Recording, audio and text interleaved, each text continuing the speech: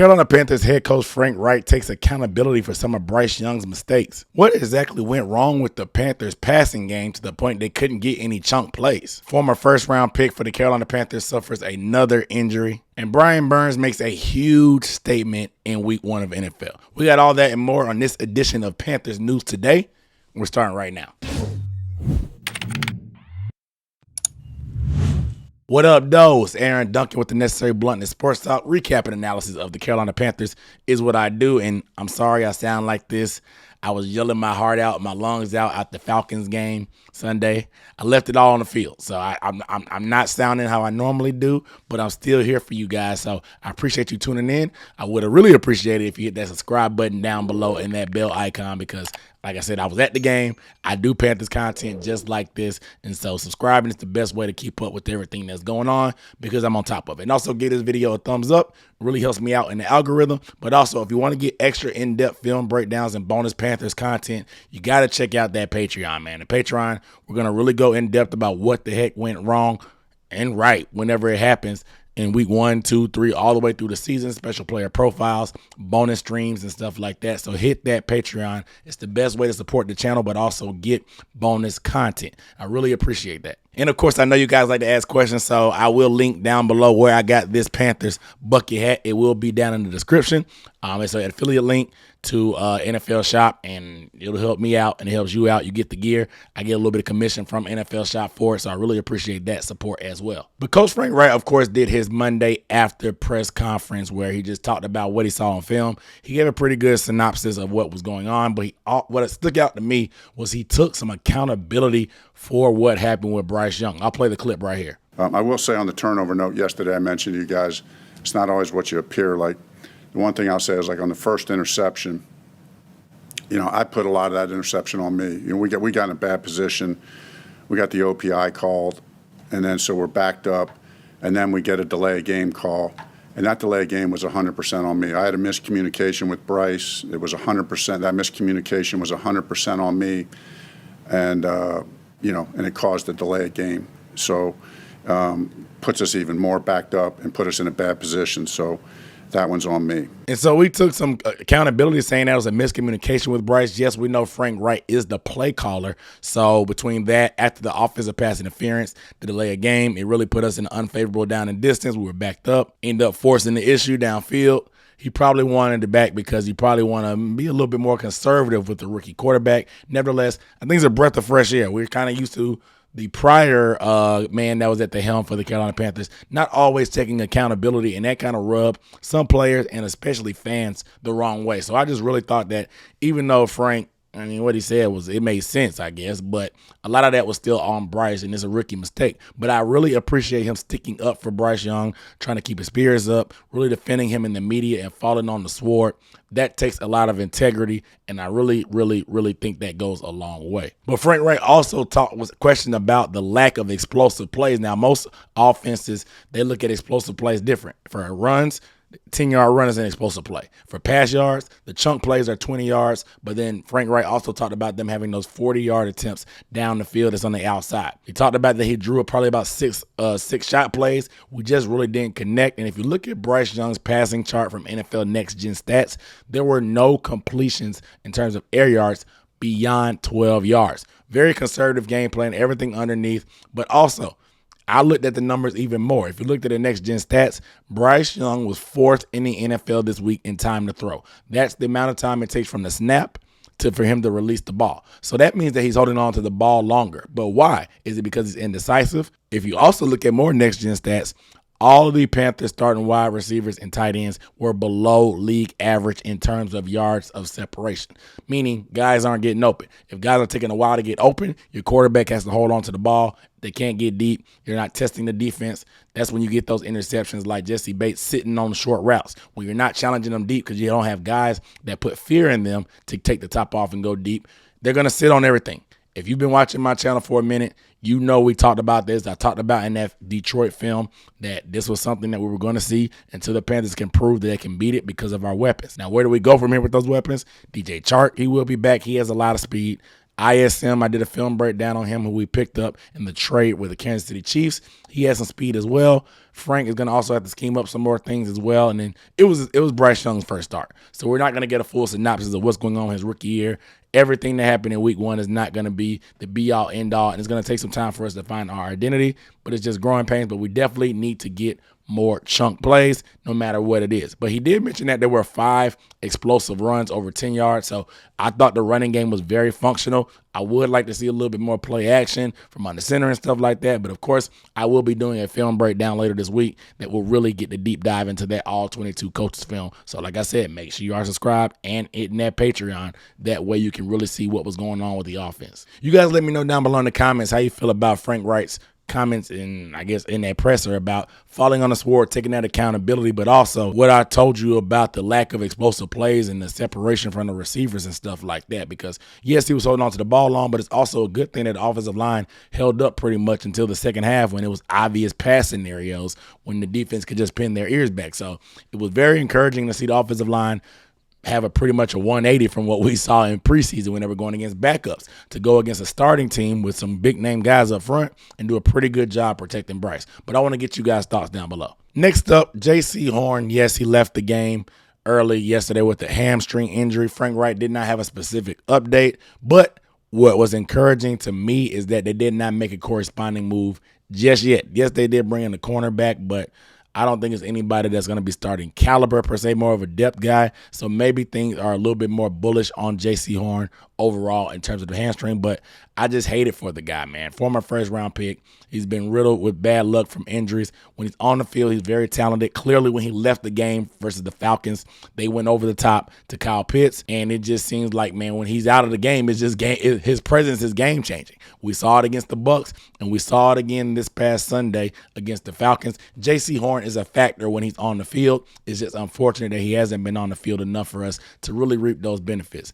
And it's tough for the kid, man. You know, he's really intense. He prepares. He puts in the work. All his teammates love him. They talk about all the work and the rehab he's done, and it's just tough to see a kid this talented have to go through this stuff, man. He doesn't want to be hurt, but sometimes when your body just fails you, especially at a young age, it's tough to go through. I got my Jaycee Horn jersey on right now in support because I'm still a big Jaycee Horn guy. I'm rooting for him still. When he comes back, I know he's going to be chomping at the bit to really attack that rehab or whatever he has to do to really be a factor for us, and we're definitely going to need him if we're going to be as competitive as we want. And I really like what we saw from our defense overall, especially defending the pass, and he was a big part of that. But I know some fans are sick and tired of Jaycee Horn, so I want to get you guys' thoughts down below. How do you feel about Jaycee Horn and the fact that they really haven't made a big replacement yet? Because there are some veteran free agents out there, so I think if it was that serious with JC, they may have already gone and make that move, but they don't really have to put out the first injury report until Wednesday or Thursday, so we'll find out more news later,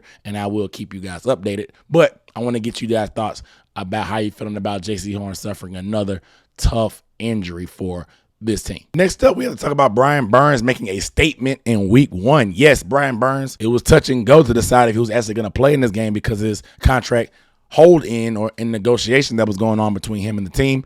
There hasn't been a lot of stuff going on with this extension. I think personally, if you take the emotions out of it, what are the facts? The facts are that Brian Burns said he wants to be paid amongst the best. That's not breaking news. The Panthers said they want him to be a part of the future. That's also not breaking news. Panthers.com put out that the Panthers made an offer. They didn't disclose how much, but they made an offer. The offer has not been signed by Brian Burns, which suggests it's not up to his liking. Now, there was an article from The Athletic with Joe Person saying that they were looking more for Crosby money, Max Crosby money, who's a DN for the Raiders, who's making about $23.5 million average per year, who signed that contract 2 years ago. But Burns was looking more closer to the upper range in the ballpark of Joey Bosa, who signed for $34.5 or $35 million average per year. So you got about a $12 million gap. I don't know where they are. We haven't really got enough information. The deal is just not done. I'm not going to pick sides here because I just don't have the information. Brian Burns has been very professional. The front office has as well about keeping things tight-lipped, not dragging this out in the media. Brian Burns was interviewed about it after the game, and he talked about how it was a tough week for him. It was a tough week to go through these negotiations. And I know some fans like to try to balk at football players for wanting their money when we're talking about millions of dollars and not feeling sorry for a millionaire. But these guys are putting their life on the line for our entertainment. We literally just saw Damar Hamlin almost die on the field for a game. So just put that in perspective of why these guys want their money, because things can change quick, and these organizations aren't loyal to them, and they'll cut them at the drop of a hat. People want to talk about they need to honor their contract, but organizations don't always honor their contract either. So it's a business at the end of the day, and I think that's what Brian Burns also disclosed. And I mentioned it being tough for him because you want to get your just due. You want to get paid what you're worth. I think any employee in any job, any company wants that. That's not anything crazy. But also, you don't want to hold out because you don't want to let your brothers down. He's already said that they're building something special, and he wants to be there for them. But at the same time, you don't want to risk your health and possibly jeopardize your potential to maximize your earnings as well. So it's a pretty tough thing to go through, especially when you're doing this with a team that you've been giving your all since day one, and you want to be there long term, but they may not feel that you're as valuable as you want to be. And it's just, I know it can be tough, man. So he really talked about how he leaned on his spirituality, and just that's really helped got him through. And that he played like his hair was on fire. I mean, Brian Burns had 1.5 sacks, 1 forced fumble, 3 pressures, 7 tackles, and 1 for a loss. I mean, this dude was a monster. And I told you guys early on in training camp that Brian Burns was going to go crazy. I told you standing up was going to be the best thing that ever happened to his career. It was. And he really made a statement yesterday. I know a lot of fans have been critical. Where was he in the second half? Where was he in the second half? I'll let the opposing coach, Arthur Smith, tell you where Brian Burns is in the second half. He's a terrific edge rusher. But if you're a terrific edge rusher and you don't have dudes inside, well, you can take every protection scheme right to him. And so that's a credit to Carolina. And again, Burns, give him a lot of credit. When he started the game, but we weren't going to sit there and repeat the same mistakes and let him wreck the game. And Look, you can take my word for it. You can listen to the guy that actually drew up the plays and the game plan. The game plan was to not let Brian Burns wreck the game like he had been doing. You already said wreck the game, a game wrecker, game changer. They had to make adjustments to try to take Brian Burns out of the game because what he was doing to them defensively was not sustainable. He said that we're not just going to let him wreck this game for us. So for the fans that are critical of Brian Burns and don't think he's worth it and just think that he's not a game changer, the proof is in the pudding, man. You can ignore it if you want to. It doesn't change what's true. Brian Burns is a great player. Now, how much money will he get? I think you're worth whatever you can negotiate. That's what the saying is. It doesn't matter what you're worth, whatever anybody's willing to pay you. So whatever that number is, it's above my pay grade, for lack of better words. So I don't know. But I would like to see Brian Burns here long term. I would love to get this contract done, no matter what the agreement comes to, just to get it from lingering over the team and organization. But kudos to both sides for not letting it to be a distraction. And kudos for Brian Burns for playing with his hair on fire. Nobody's more motivated than the man that wants to get paid. So shout out to Brian Burns. Hopefully we can get that deal done soon and very soon. You guys let me know down below in the comments how you feel about Brian Burns' game against the Falcons. How do you feel about the comments from the Falcons coach? And did it change your mind because you thought he might have disappeared as well? Let me know down below how you feel about Brian right now. And last but not least, a couple quick nuggets for roster moves. Deion Jones, former linebacker that was a former Falcon that we brought in for camp that we cut, he has been re-signed to the team. Now, the reason why they brought him back now is because when you have a vet player, his salary gets fully guaranteed at week 1, and it counts against the salary cap. But if you bring them back for week 2 after that week 1 deadline, a lot of teams like to do this to play with the salary cap. They knew they had some depth at linebacker that they were willing to be able to move around a little bit. They knew Deion would still be around. They probably had a back of the napkin discussion saying, hey, we're going to come back and get you, man. Like, we gotta make this work. Explained it to him. Deion was fine with it. Now he's back on the team. I really, really like that because he had a great offseason. He's a veteran player. He's smart. He's fast. It allows him to come on the field and have us have more linebackers. It allows Luvu to play on the edge, which he did a lot more with YGM only getting 4 snaps. Luvu played a lot more on the edge, opposite of Brian Burns. So it allows us to have the extra off-ball linebacker in the game. It gives us a lot more flexibility that I think is going to really help our defense. So shout out to Deion Jones. We also brought in a swing tackle, David Sharp, who spent some time with Houston, Washington, and most recently Baltimore this summer. I think 6'5", 330, can play both tackles, just giving us some depth. We wanted to bring in some more vet guys. I know we had Ricky Lee, who's going to be a swing guy, but it's always better to have some more experience at that bookend position. So I really, really like this move there. I also brought in Chris Wormley, a DN, 3-4 defensive end, 6'6", 300. Has some experience with the Ravens and the Steelers. Actually had 7 sacks back in 2021, but he tore his ACL last year in 2022, so he's still kind of bouncing back, kind of getting his legs back underneath them, trying to do that. But we've seen a guy that's had experience in this type of system and got 7 sacks, so we knew we needed some interior D-line help. This guy is going to definitely help that. We also brought in DiCaprio Bootle.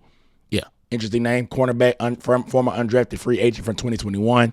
Went to Nebraska, spent some time with the Chiefs since he's been in the league. Had an interception this preseason, so we brought him in as a depth piece. Like I said, we didn't bring in any kind of really solid, like starting caliber cornerback, so that's what made me feel more encouraged about JC. But DiCaprio Bootle has been added to that cornerback room, and they also have released Taylor Stallworth. So Taylor Stallworth was a D lineman, very active with the third team in preseason, had a lot of action. I could see them bringing him back to the practice squad. There is still one practice squad spot open, so it may belong to Stallworth. We'll see what happens. But regardless, let me know down below in the comments how you feel about Deion Jones returning. Let me know how you feel about my vocal cords being gone and me sounding like I'm a smoker. Let me know how you feel down below in the comments. I'm about to go get me some lemon ginger tea. As I said, if you want to get info on this bucket hat, I will link it down below in the description. Without further ado, I'm signing off. I'll see you next time. Peace.